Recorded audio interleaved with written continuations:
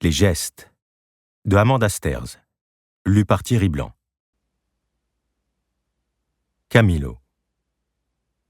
J'ai lu ton court dossier au centre d'adoption. Tu ne sais rien de moi, ni de ton autre papa. Pourtant je te connais par cœur et je t'attends. Quand tu auras grandi, que tu tireras sur les fils du passé pour pouvoir t'accrocher à l'avenir, tu ouvriras ce livret. Tu y trouveras ce que je sais de l'histoire de ton grand-père, Hippolyte.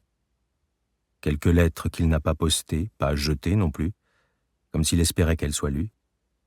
Des photos, la retranscription d'enregistrements qui datent de mon enfance, et certains plus récents que je me suis amusé à faire à son insu avec mon téléphone portable.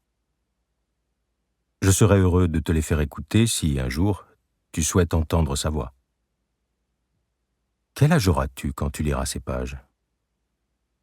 À quel moment ressentons-nous le besoin de connaître nos fantômes ? Tu arrives l'année où j'ai perdu mon père. Toutes les sociétés associent leur naissance à une catastrophe, une forme de chaos. D'où que nous venions, nous avançons avec la croyance que nous sommes les survivants d'une multitude de déluges. Si nous ne les traversons pas, ces tempêtes restent en nous et s'abattent ensuite sur notre descendance. Se préoccuper de l'origine des choses est une spécificité humaine. Ton grand-père était archéologue. J'ai été élevé avec cette obsession d'hier. À travers ce texte, je te la transmets et je t'en sauve également. Tu apprendras sans doute en grandissant que j'ai traversé quelques soucis psychiatriques quand mon père a quitté la France à la fin des années 1990. Si on l'a fréquenté, même des années après l'avoir quitté, on ne vit jamais qu'à quelques pas de la folie. Est-ce le choix qu'il a fait de me laisser sans nouvelles, ou bien plutôt son absence elle-même qui m'a rendu malade ? Encore aujourd'hui, je ne puis le dire avec certitude.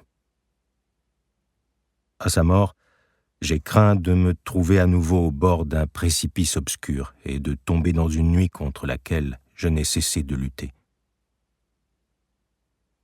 Écrire est une tentative de lumière, parmi d'autres. Je dois faire la paix avec mon père pour en devenir un à mon tour.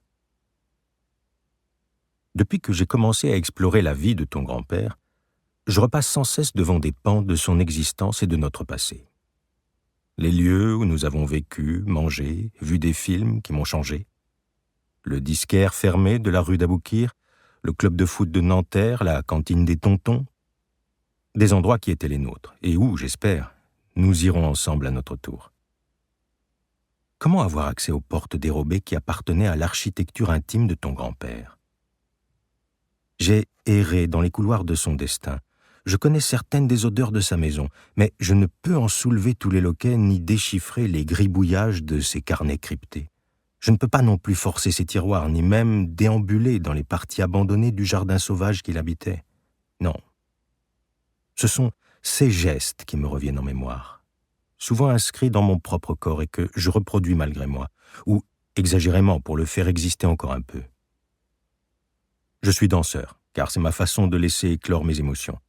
Bouger, selon une chorégraphie établie, avec le plus de précision possible, courber mon corps, me tordre à la reproduction de figures imposées, soir après soir, les répéter, pour enfin oublier que je suis une mécanique et la réinventer.